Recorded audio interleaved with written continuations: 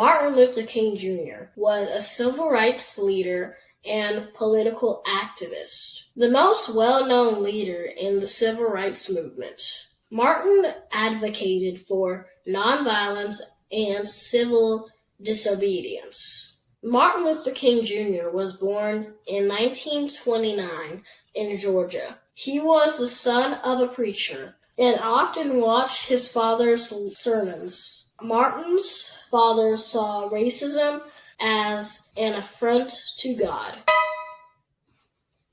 and instilled this belief in his children. But growing up in the South, Martin often witnessed and experienced acts of racism. This imprinted on his memory, and he vowed to fight against injustice for the rest of his life. Martin went to Morehouse College, where he was student body president and graduated as valedictorian. By the age of 25, he had a PhD from Boston University and had become a pastor at a Baptist church in Montgomery, Alabama. Martin became a leading member of the National Association for the Advancement of Colored People, NAACP. He organized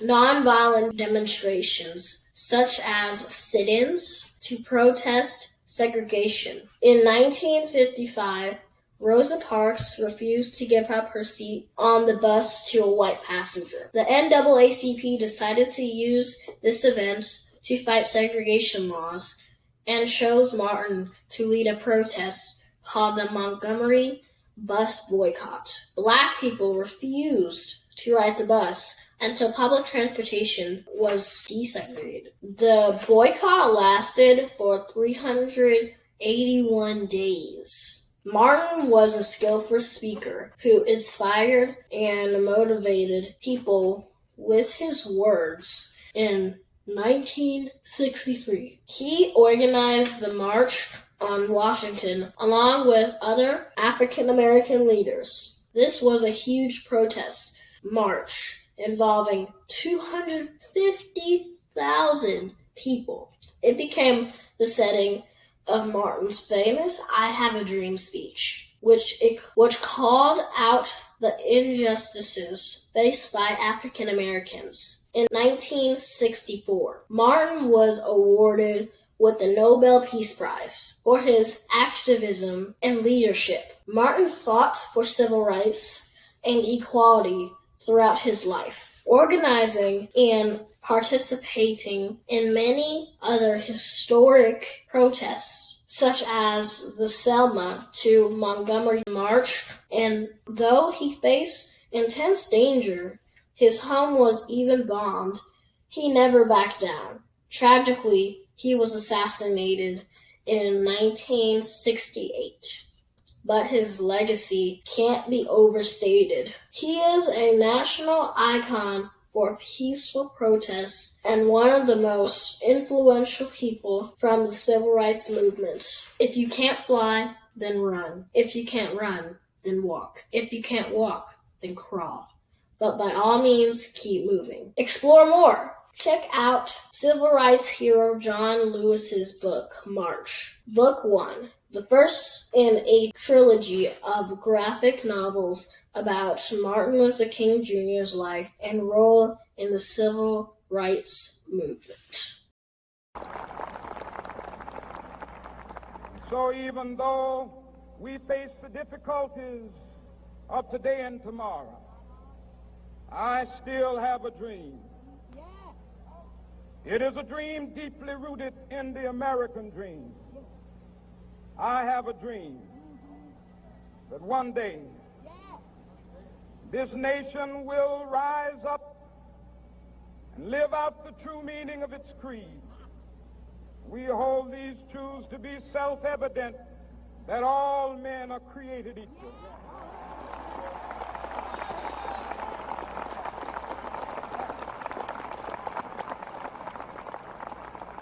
I have a dream that one day on the red hills of Georgia,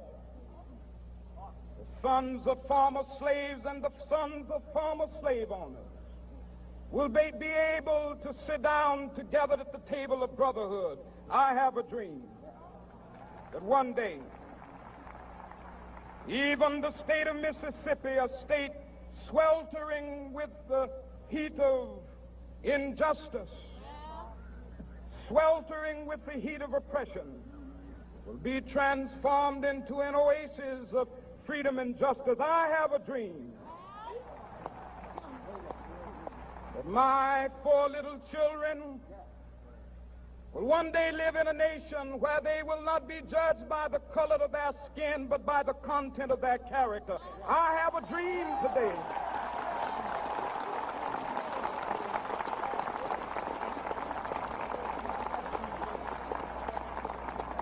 I have a dream that one day, down in Alabama, with its vicious racists, with its governor having his lips dripping with the words of interposition and nullification, one day right there in Alabama, little black boys and black girls will be able to join hands with little white boys and white girls as sisters and brothers. I have a dream today.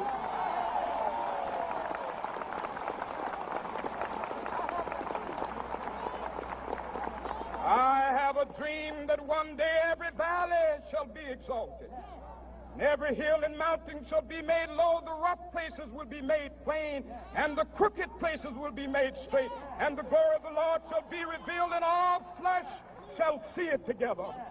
This is our hope. This is a faith that I go back to the South with. With this faith, we will be able to hew out of the mountain of despair a stone of hope.